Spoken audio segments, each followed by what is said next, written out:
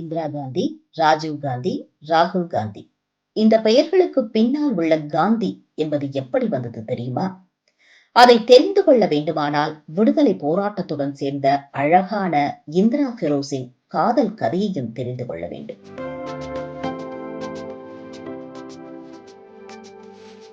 1930 அலகாபாத்தில் உள்ள கிறிஸ்டியன் கல்லூரிக்கு வெளியே தகதகக்கும் வெயிலில் கமலா நேரு அவரது 13 வயது மகள் இந்திரா பிரியதர்ஷினி மற்றும் காங்கிரஸ் பெண் தொண்டர்கள் சிலருடன் ஆங்கிலேய ஏகாதிபத்தியத்திற்கு எதிராக ஆர்ப்பாட்டத்தில் ஈடுபட்டிருந்தார்.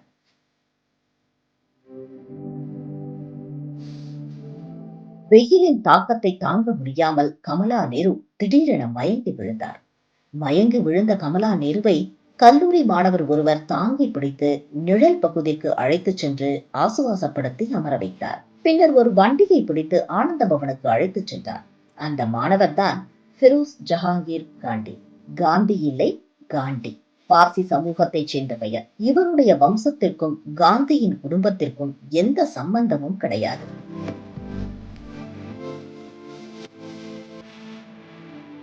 அன்று நடந்ததுதான் இந்திரா பெரோஸின் முதல் சந்திப்பு. இந்த சமயத்தில் தான் கமலா நேருவுக்கு பிளூரிசி என்ற நோய் தாக்க ஆரம்பித்திருந்தது.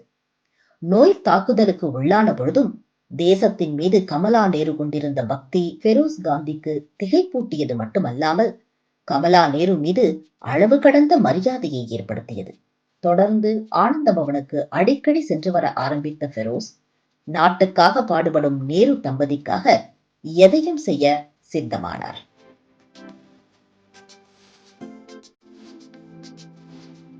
பெரோஸின் விடுதலை போராட்டம் காரணமாக ஓராண்டு சிறை தண்டனை பெற்றார். தண்டனை முடிந்து வெளியே வந்த பெரோஸ் நேராக தனது விடுதலை போராட்டத்திற்கு வித்திட்ட கமலா நேருவை ஆனந்த பவனுக்கு சென்று சந்தித்தார்.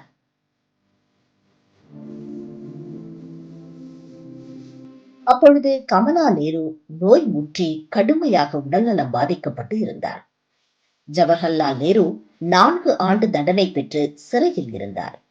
இதனால் கமலா நேருவுக்கு தேவைப்படும் உதவிகளை அடிக்கடி சென்று செய்து வந்தார் பெரோஸ்.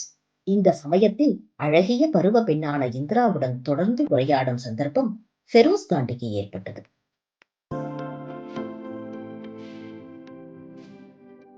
கமலா நேருவின் உடல்நிலை தொடர்ந்து மோசமடைய மேல் சிகிச்சைக்காக பம்பாய்க்கும் கல்கத்தாவிற்கு அவரை அழைத்துச் செல்ல வேண்டிய நிலை ஏற்பட்டது.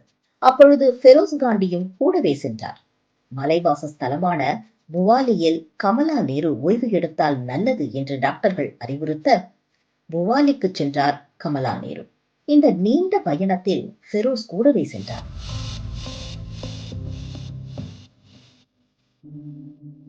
ஓய்வெடுத்துக் கொண்டிருந்த கமலா நேருவுக்கு துணையாக சென்ற பெரோஸும் இந்திராவும் மனம் விட்டு பேசி ஒருவரை ஒருவர் புரிந்து கொள்ள நல்ல வாய்ப்பாக அமைந்தது.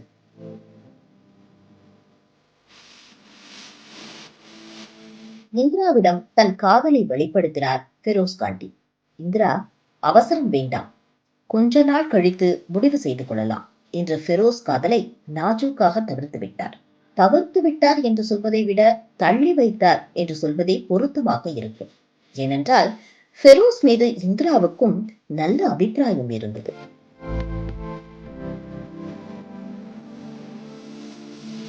தொடர்ந்து உடல்நலம் பாதிக்கப்பட்டு வந்த கமலா நேருவுக்கு மேல் சிகிச்சை அளிக்க 1933 சுவிட்சர்லாந்து செல்ல டாக்டர்கள் பரிந்துரை செய்ததை அடுத்து அங்கு சென்றார் கமலா நேரு.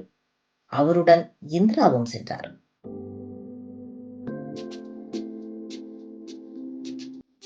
இந்திராவுடனான இந்த பிரிவு பெரோஸ் காந்தியின் மனதில் இனம் புரியாத தாக்கத்தை ஏற்படுத்தியது.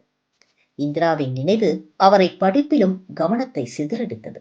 தனது காதல் எங்கே ஒருதலை காதலாக முடிந்து விடுமோ என்று நினைத்துக் கொண்டிருந்த சமயத்தில் பெரோஸுக்கு அவரது குடும்பத்தினர் ஒரு நல்ல செய்தியை சொன்னார்கள்.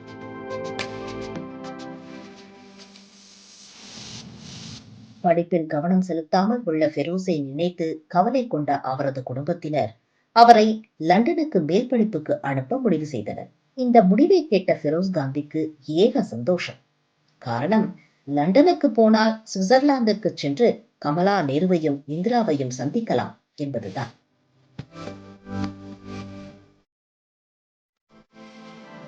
லண்டன் ஸ்கூல் ஆஃப் எக்கனாமிக்ஸில் படிக்க லண்டனுக்கு சென்ற ஃபெரோஸ் சுவிட்சர்லாந்திற்கு அடிக்கடி சென்று கமலா நேருவையும் இந்திராவையும் சந்தித்தார்.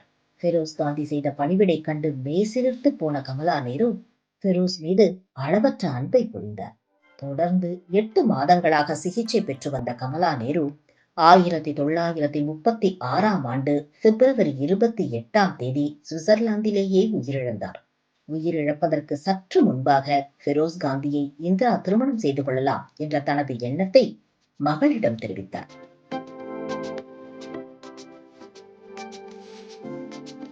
தாய் இறந்த பிறகு ஃபெரோஸை விட்டு இந்திரா மெதுவாக விலக ஆரம்பித்தார். இந்திரா காந்திக்கு ஏதோ ஒரு தனிமை தேவைப்பட்டது. ஃபெரோஸ் திருமண பேச்சை ஆரம்பித்தால் உடனே அவற்றை தவிர்த்தார் இந்திரா. இருப்பினும் ஃபெரோஸ் மனம் தளரவில்லை.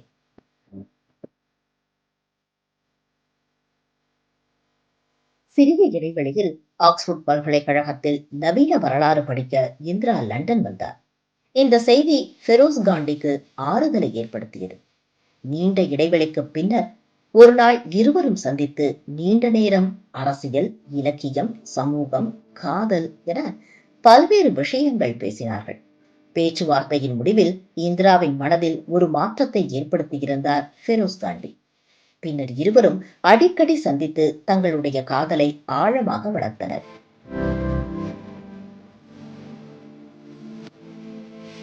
இந்த சமயத்தில் 2ஆம் உலகப் போர் வெடித்தது. இந்திராவை இந்தியாவுக்கு திரும்புமாறு நேரு கேட்டுக்கொண்டார். இந்திரா இந்தியா திரும்பினார். சிறிது காலம் கழித்து ஃபெரோஸும் இந்தியா திரும்பினார்.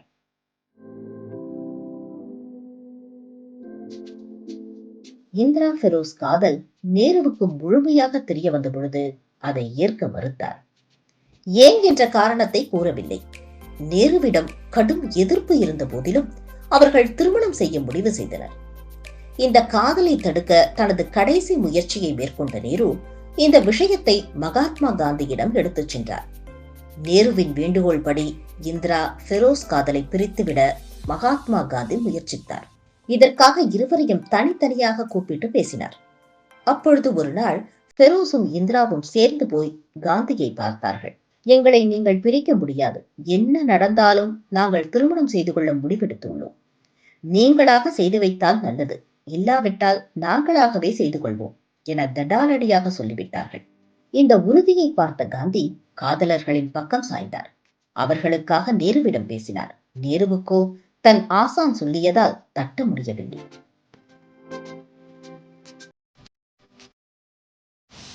ஆயிரத்தி 1942ஆம் ஆண்டு மார்ச் 22ஆம் தேதி ஃபெரோஸ் காந்திக்கும் இந்திரா பிரியதர்ஷினிக்கும் அலகாபாத்தில் உள்ள நேருவின் பூர்வீக வீடான ஆனந்த பவனில் ஹிந்து முறைப்படி திருமணம் நடைபெற்றது. டெல்லி பல்கலைக்கழகத்தைச் சேர்ந்த சமஸ்கிருத பேராசிரியர் பண்டிட் லக்ஷ்மிதர் சாஸ்திரி வேத மந்திரங்களை முழங்க இருவரும் மகிழ்ச்சியோடு மாலை மாற்றிக் கொண்டார்கள்.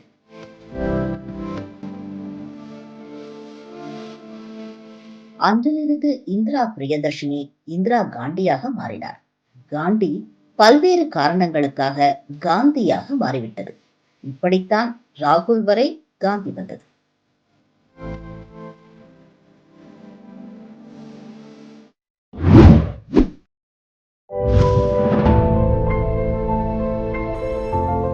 எல்லாருக்கும் வணக்கம். கொரோனா பெருந்தொற்று வேகமாக பரவி நமக்கெல்லாம் அச்சுறுத்தலாக இருக்கிறது மட்டும் இல்லாமல் நிறைய உயிர் சேதங்களை ஏற்படுத்தியிருக்கு. இதை தடுக்கிறதுக்காக நம்மளுடைய தமிழக அரசும் சுகாதாரத்துறையும் நிறைய நடவடிக்கைகளை எடுத்துகிட்டு வராங்க. நமக்கு நிறைய விதிமுறைகளை சொல்லியிருக்காங்க. அதில் சிலதை உங்கள்கிட்ட பகிர்ந்துக்கிறதுக்காக தான் இந்த வீடியோ. அதில் மிக முக்கியமானது கொரோனா தடுப்பூசி போட்டுக்கிறது. நான் என்னுடைய ஃபஸ்ட்டு டோஸை போட்டுட்டேன். வீட்டை விட்டு மிக மிக அவசியம் நான் மட்டும்தான் வெளியில் வரணும். அப்படி வெளியில் வரும்பொழுது சமூக இடைவெளியை கரெக்டாக ஃபாலோ பண்ணணும். அண்ட் நம்ம கைகளை எப்போவும் சுத்தமாக வச்சுக்கணும். அண்ட் அதெல்லாம் விட மிக முக்கியமானது வெளியில் போகும்பொழுது எப்போவுமே இந்த மாஸ்க்கை போட்டிருக்கணும். இது எல்லாமே உங்களுக்கு தெரிஞ்சது தான். இது எல்லாத்தையும் கடைபிடிக்கிறது நம்மளுடைய கடமை. ஆனால் அது மட்டும் இல்லாமல் கொரோனா பற்றின எந்த பயமும் இல்லாமல் தன் உயிரையும் குடும்பத்தையும் மறந்து நம்ம எல்லாருக்காகவும் இந்த கொரோனாவை எதிர்த்து போரிட்டு இருக்கிற முன்கள பணியாளர்கள், அவங்களுக்கு நாம் செய்கிற மரியாதையும் அதுவாக தான் இருக்கும். நம்ம எல்லோரும் நினச்சா நிச்சயமாக இதிலேருந்து மீண்டு வர முடியும். ஒன்றிணைவோம், கொரோனா இல்லாத தமிழகத்தை உருவாக்குவோம். நம்மையும் காப்போம், நாட்டையும் காப்போம். கொரோனாவை வெல்வோம், மக்களை காப்போம். நன்றி.